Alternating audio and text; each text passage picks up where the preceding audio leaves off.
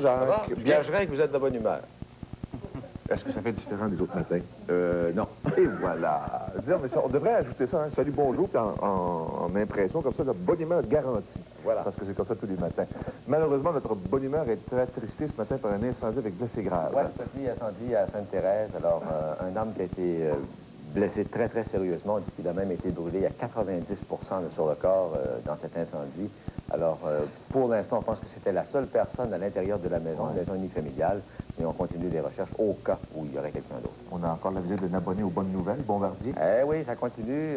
Très, très bonne nouvelle pour la région de Montréal, encore une fois. Alors, une vente faramineuse, 1,9 milliard de dollars pour des Regional Jets à la compagnie American Eagle. C'est le plus gros transporteur régional au monde. Alors, ça va permettre de créer et à tout le moins de maintenir 1000 emplois à Montréal. Ça va bien. Quelle bonne nouvelle. Merci, Jacques. À tantôt. Dans le monde du sport, toute bonne chose à une faire. Ben oui, la série de victoires des Expos s'est arrêtée à 10. Hier, Montréal a perdu par la marque de 5-4 devant les Orioles de Baltimore. Et Henry Rodriguez a frappé un circuit à 453 pieds. C'est le plus long de l'histoire du Camden Yards. Ça fait pas tellement longtemps que c'est fait, mais ça vaut la peine d'être souligné. Il y a eu des blessures dans ce match. Bref, il y a Darren Fletcher qui a été blessé à la cheville. Les Expos ont donc perdu et il y aura le dernier match de cette série cet après-midi contre les Orioles à Baltimore. Ça va bien jusqu'à maintenant. On va aller justement la retrouver du côté de Shawinigan ce matin. Bonjour, José. Bonjour, Guy. Est-ce que c'est beau, que vous avez l'air d'avoir un beau point de vue ce matin, vous? C'est très, très beau. La vue, elle est superbe. Donc, ce matin, côté météo, pour la plupart des régions du Québec, c'est un beau matin avec du soleil. Par contre, ça sent nuage au courant de la journée. On prévoit même des averses aujourd'hui pour le sud-ouest et le centre du Québec. Pour l'est, eh bien, c'est plus tard ces averses-là. On les prévoit en fin de soirée. La tour dans laquelle vous vous trouvez ce matin est à quelle hauteur, José? C'est 115 mètres. Ça représente 38 étages et c'est la deuxième plus haute tour du Québec. Et ça, c'est tout de suite après le mât du Stade olympique. Et que ça a l'air beau. Tu vas aller faire une émission en direct de là, un de ces 4 matins. Oui. Ça serait agréable. Il faut pas avoir le vertige, en tout cas. L'avez-vous? Un petit peu. Bon, OK. C'est pour ça qu'on ne voit pas la ceinture de sécurité qui vous maintient sur la rampe. Merci beaucoup, José. À tantôt. 6h03 à l'antenne de Salut Bonjour. Eh bien, il y avait une grande rencontre pour les préparatifs de la fête nationale, la fête de la Saint-Jean, qui s'en vient. On est en train de mettre sur pied les fameux chars allégoriques qui vont se promener. Il y a 8 chars allégoriques, 6 d'entre eux qui vont représenter la vitalité économique du Québec. Oui, on mise beaucoup sur l'économie cette année, n'est-ce pas? Dans les secteurs des pâtes et papiers, l'hydroélectricité, on en parle justement avec la Cité de l'énergie à Shawinigan, la culture, les télécommunications, l'agroalimentaire et l'aérospatial. Tous des éléments que l'on retrouve avec beaucoup de vitalité dans le secteur québécois. On pourrait ajouter à ça les compagnies pharmaceutiques. Oui, Très présentes à plein Montréal. de monde, l'informatique, à part ça qu'on pense à Sortimage, une histoire à succès. Et 700 figurants vont faire partie de la liste. Et si le cœur vous en dit, si vous êtes dans le coin, on recherche toujours des bénévoles pour participer à l'élaboration de la fête nationale le 24. Déjà le 24 juin, la semaine prochaine. C'est incroyable, hein? Mardi prochain.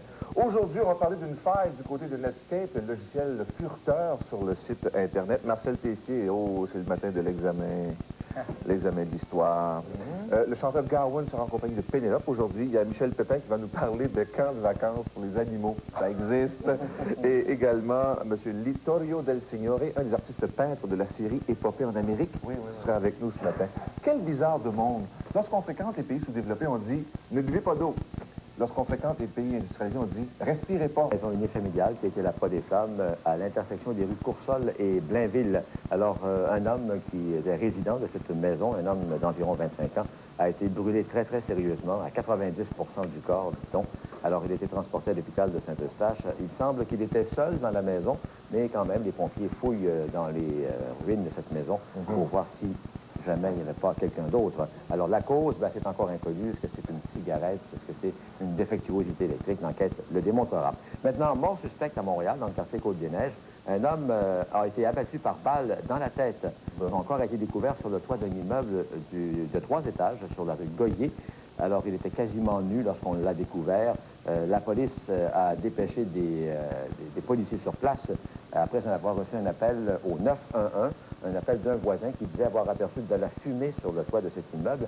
On a cru à un moment donné que l'individu avait tenté de s'immoler par le feu, mais il semble que non, parce que la blessure par balle était assez évidente. Donc, L'enquête se poursuit, évidemment. Aucun suspect n'a été arrêté. Dans la catégorie des nouvelles intéressantes, encore une autre fois, c'est Bombardier qui domine. Écoutez, un énorme contrat d'1,9 milliard de dollars. American Eagle, qui est une filiale régionale de American Airlines, qui a acheté 25 Regional Jets de 70 places et a pris une option sur 25 autres.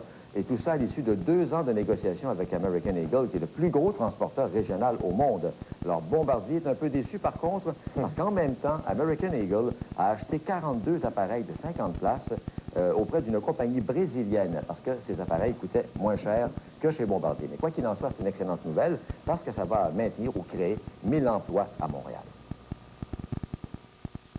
Toute la conception se fait ici à notre usine de Saint-Laurent actuellement. L'assemblage va se faire ici à Montréal. Une partie du cockpit va être ici à Montréal, d'autres parties importantes de l'appareil. En fait, on peut dire que la grande majorité sera ici à Montréal. Alors, les avions seront livrés à American Eagle à partir de l'an 2001. On sait que Bombardier a de grandes ambitions pour cet appareil, le Regional Jet de série 700 plutôt. On pense pouvoir en vendre 400 de ces appareils, donc c'est très, très bien parti. Voilà. L'avion qui vole dans le silence. Exactement, on l'a vu à Mirabel. Hein. Et c'est pas tout, Ultramar qui investit.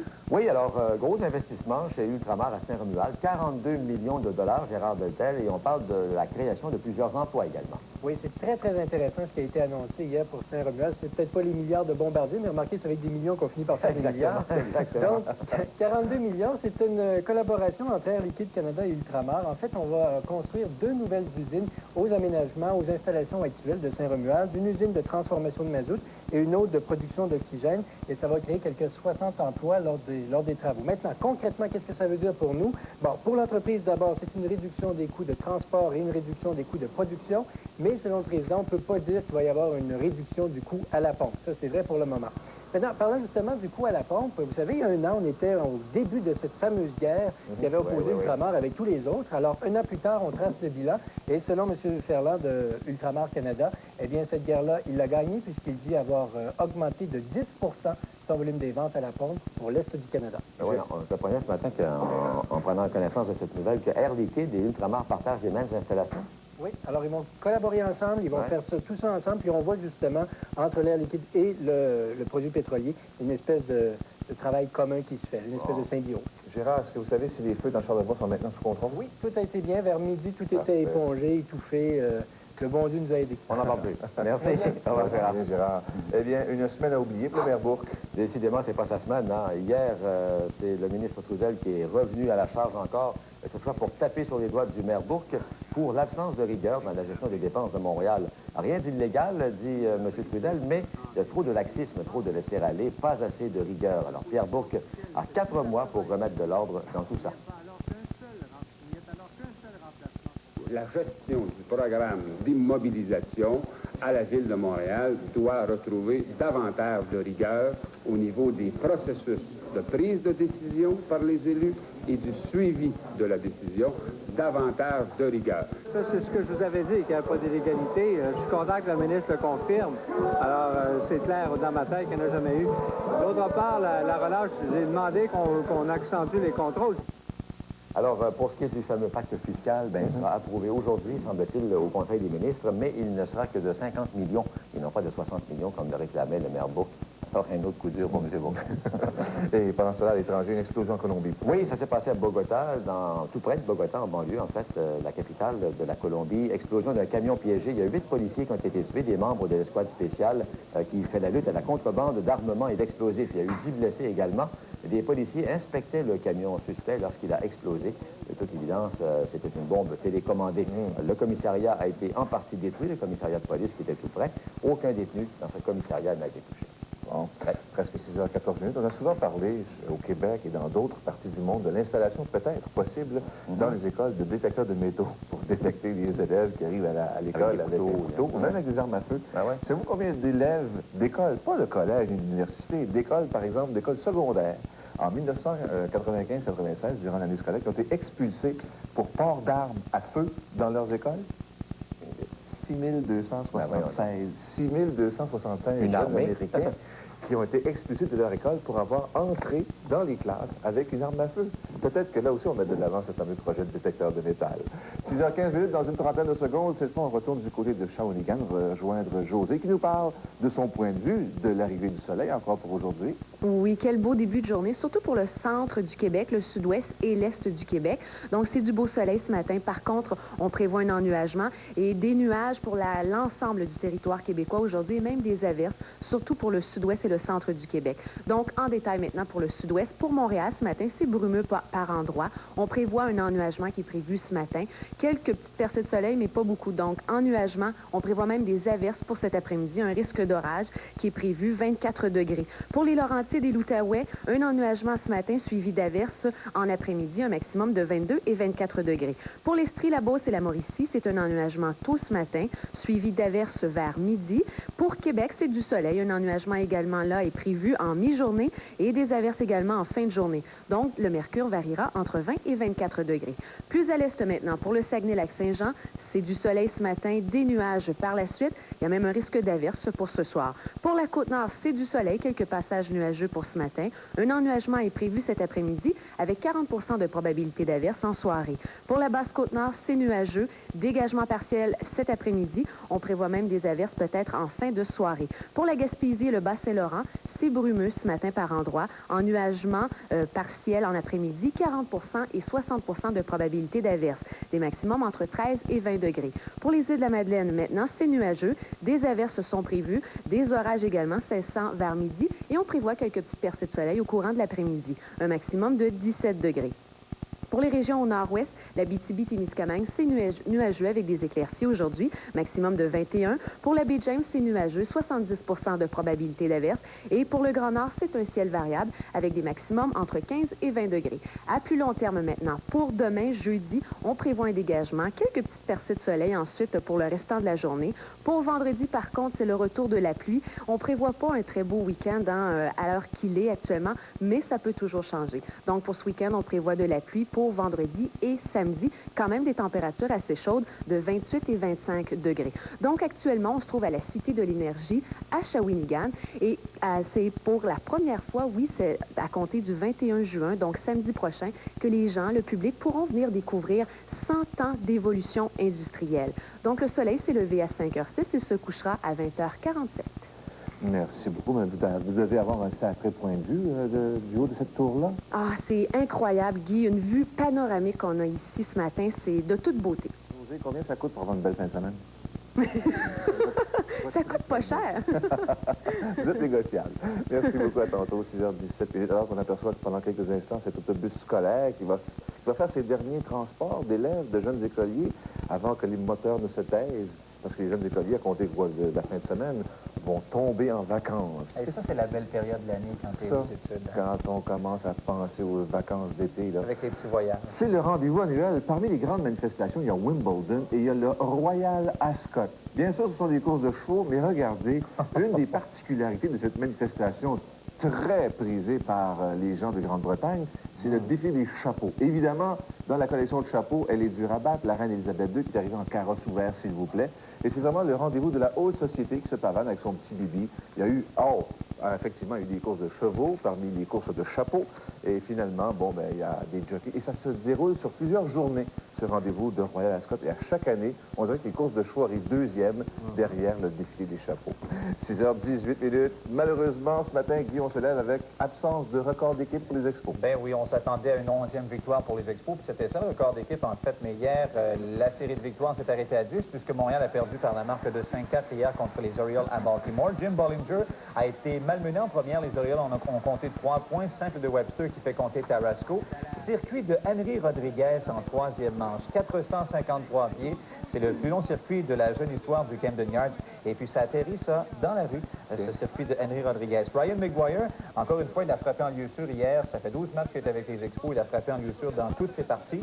Alors, il y a un circuit de Tarasco en 8e manche qui donnait les devants aux Orioles 5-3. Les Expos ont réduit ça à 5-4 et ça s'est terminé donc par cette marque. Alors, c'est cet après-midi qu'on va tenter de se reprendre du côté de Montréal avec Carlos Pérez comme lanceur partant contre Jimmy Kay. On s'attend à toute une confrontation. Et un malheur n'arrive jamais seul.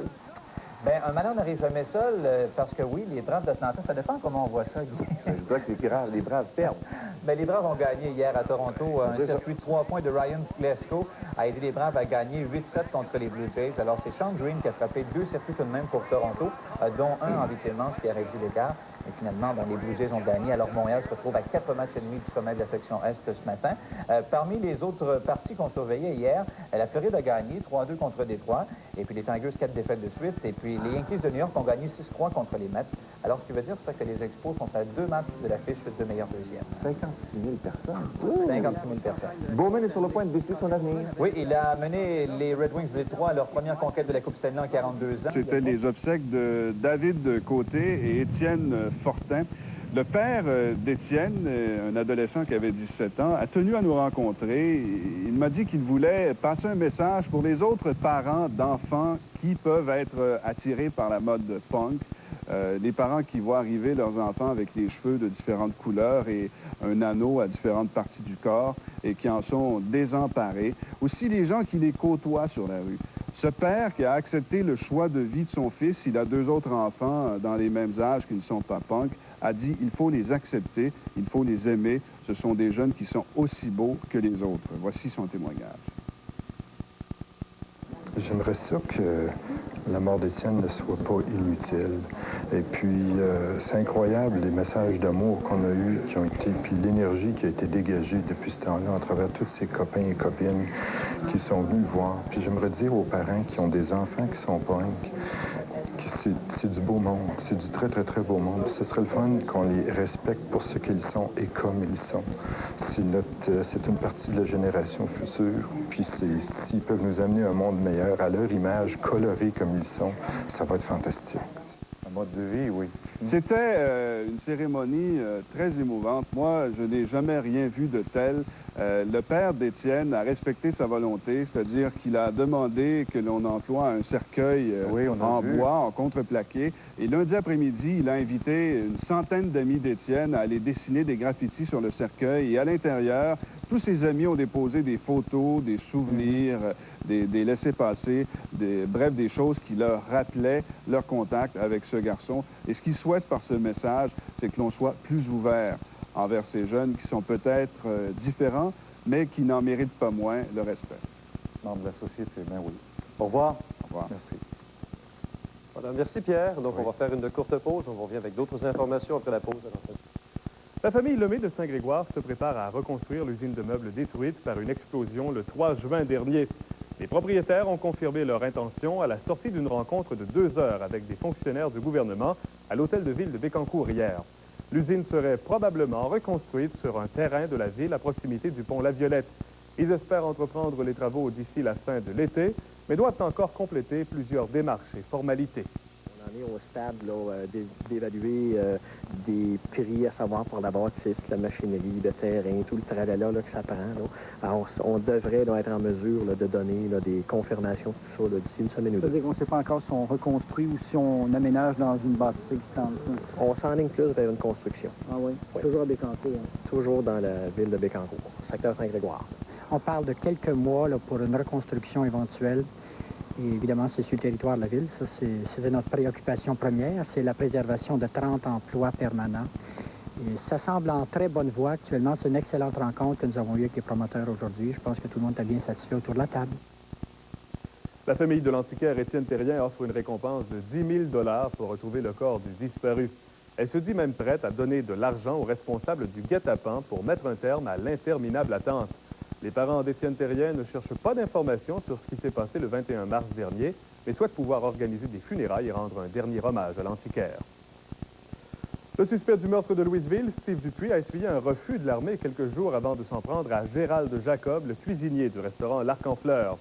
L'homme de 21 ans s'est rendu la semaine dernière au centre de recrutement de la rue Saint-François-Xavier à Trois-Rivières pour demander à être réintégré au sein de la milice. Il avait été mis à la porte en février pour indiscipline. En attendant son procès, Steve Dupuis est détenu au centre de détention de Trois-Rivières. Vous avez une nouvelle importante à nous communiquer. Pour nous rejoindre, faites le 376-8884. Vous êtes de l'extérieur? Alors composez son trait le 1-888-380-8080. Vous pouvez également utiliser le télécopieur 376-5697. Le Centre d'emploi du Canada de Shawinigan-Sud vient de créer un site Internet avec un lien à la Banque d'emploi du Canada à Ottawa. Pour l'instant, l'outil s'adresse à une certaine élite, mais trouve aussi son utilité auprès des organismes économiques et aussi des clubs de recherche d'emploi. Après la recherche manuelle et le guichet d'emploi, voici le tout dernier né du Centre d'emploi du Canada, le site Internet. Par exemple, je peux visionner les offres d'emploi affichées au cours des 48 dernières heures, les offres d'emploi les plus récentes. Alors là, j'ai accès à ce moment-là, dans quelle région, en fait, je peux savoir dans quelle région je peux les consulter. On va aller à Mauricie. OK. Je vais continuer ma recherche. Et là, il va aller me chercher l'ensemble des offres d'emploi qui ont été publiées, affichées dans les 48 dernières heures pour la région de la Mauricie-Boisfranc. Le site se veut un portrait du marché de l'emploi de la Mauricie. Les hyperliens mènent à des statistiques, un profil socio-économique et diverses données sur l'emploi. Mais la page la plus courue est bien sûr le guichet d'emploi. Les gens l'ont comme découvert de bouche à oreille. Et le site, on me disait là, que quotidiennement, tu avais au-dessus de 10 000 contacts par jour. Internet s'adresse encore malgré tout à une catégorie réduite de la population. Les chercheurs d'emploi ont encore peu accès à cette technologie. Au centre d'emploi, on croit que cet outil peut quand même jouer un rôle efficace. De plus en plus, les postes Internet vont être disponibles dans des endroits communautaires, comme des bibliothèques municipales ou d'autres endroits communautaires. Le site présente également un bulletin du travail où l'on décrit les tendances et les investissements de l'industrie en Mauricie. La mise à jour est toutefois tardive. Prenons le cas de Norsk Hydro qui projette d'embaucher 75 travailleurs. Eh bien, on ne retrouvera cette nouvelle sur le site que vers la mi-août. Eddie Verbeek, TVA, Trois-Rivières. La carrière du général canadien Jean-Victor Allard est bien en évidence dans la dernière exposition du musée militaire de Trois-Rivières. Le général Allard, un trifluvien qui est décédé en avril 86, il s'était illustré sur le champ de bataille de la Corée, mais aussi sur celui de la reconnaissance des Canadiens français dans l'armée. Roger Ouellet, 73 ans, est redevenu pendant quelques minutes le caporal Ouellet. Moi, ce que j'ai à l'heure actuelle, j'ai ceux-là ici, puis j'ai tous ceux-là. Ces deux rangées-là. J'en ai 13, moi. Mais je pense que le colonel en a plus que moi, le brigadier. Mais il les a mérités. L'uniforme et les décorations appartiennent au général Jean-Victor Allard. Cette année, le musée du 12e régiment blindé du Canada consacre une partie de son exposition à ce trifluvien. Décédé il y a à peine un an, le militaire connaîtra la gloire sur les champs de bataille lors de la Deuxième Guerre mondiale et la guerre de Corée. En 1950, M. Ouellet sert sous ses ordres. Pendant 4 ans, il le côtoiera, et parfois de très près. Ça m'est déjà arrivé de parler, même de l'embarquer pour faire d'une compagnie à l'autre. Racontez-moi donc ça, quand ça s'est passé. C'était où tu t'en vas, le jeune? Alors, j'ai dit, je m'en vais à compagnie A. Il dit, embarque-moi, il dit, je m'en vais là. Je peux pas dire non, hein? Ce couple visite le musée à chaque année. L'idée de mieux connaître le général Allard leur plaît. Ah oui, c'est... D'abord, il a fait de quoi pas mal pour le pays. Je trouve que... Il rend un hommage. C'est honorable de faire ça. M. Ouellet, lui, va plus loin. La lutte que le général mena pour l'avancement des francophones dans l'armée et ses nombreux exploits devraient passer des musées aux classes. Ça plairait aux enfants, ça? Ben, j'espère. Oui? J'espère. Si on commençait à montrer les carrières de nos hommes, on parle bien de nos hommes politiques. Michel Johnson, TVA, Trois-Rivières. La grève des travailleurs de traversier du Québec va affecter les services entre Sorel et Saint-Ignace dès vendredi. Le transport par traversier sera interrompu entre 14h et 23h59.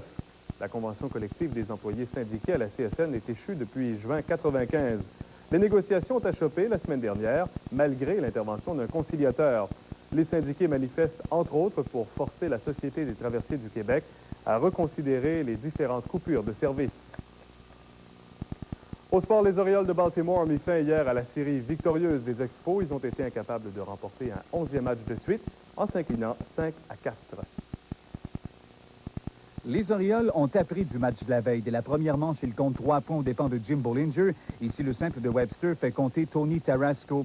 Les Expos ont cependant réduit l'écart à 3-2 en 3e. Henry Rodriguez frappe le plus long circuit de la courte histoire du Camden Yards, 453 pieds, et la balle se retrouve dans la rue. En 8e, Lee Smith, venu en relève, a concédé ce circuit à Tony Tarasco, qui fait à nouveau mal à son ancienne équipe. Baltimore a finalement gagné 5-4. Montréal a aussi perdu les services du receveur Darren Fletcher, victime d'une entorse à la cheville. Cet après-midi, lors du dernier match de cette série, un bon duel de lanceurs s'annonce entre Carlos Perez et Jimmy Key. Les Expos se sont éloignés à 4 parties et demie du sommet de la section Est, puisqu'hier à Toronto, un circuit de 3 points de Ryan Klesko en première manche a permis aux Braves d'Atlanta de finalement battre les Blue Jays 8-7. Les Expos sont à 2 parties de l'affiche de meilleur deuxième dans la nationale en raison de la victoire de la Floride hier. Scotty Bowman, qui a mené les Red Wings à la Coupe Stanley, pourrait revenir derrière le banc la saison prochaine.